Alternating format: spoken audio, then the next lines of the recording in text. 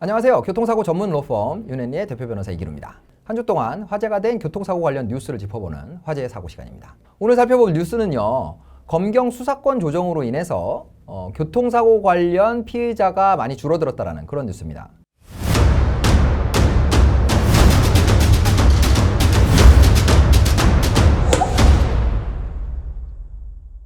뉴스 내용을 이해하시려면 먼저 교통사고 처리 특례법에 대해서 좀 알고 계셔야 되는데요. 교통사고 처리 특례법에서는요.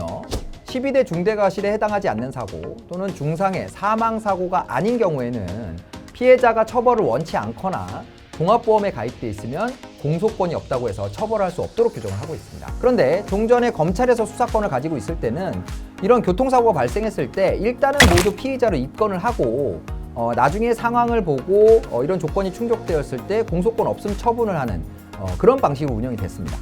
그런데 검경 수사권이 조정이 되면서 경찰에서 이렇게 공소권 없음에 해당하는 교통사고 사건 같은 경우에는 경찰에서 자체적으로 종결 처리를 할 수 있도록 그렇게 수사 규정이 개정된 거죠.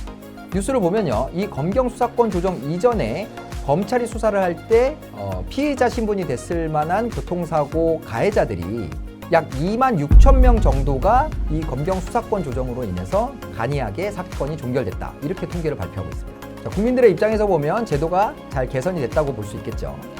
다만 경찰에서는 그간의 감사원 등의 지적을 통해서 경찰에서 교통사고 관련된 사건을 축소, 은폐하는 경향이 있다라는 지적 때문에 국민들의 불신이 있다라는 걸 알고 있고 그래서 지속적인 교육 등을 통해서 이러한 일들이 없도록 철저히 관리하겠다 이렇게 발표를 했습니다.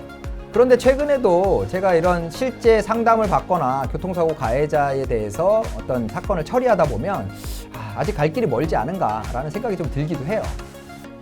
어떤 경찰은 이제 형식적인 판단, 차선의 우선순위 이런 걸 보고서 상황은 보지도 않고 그냥 가피해자를 구분하기도 하고요.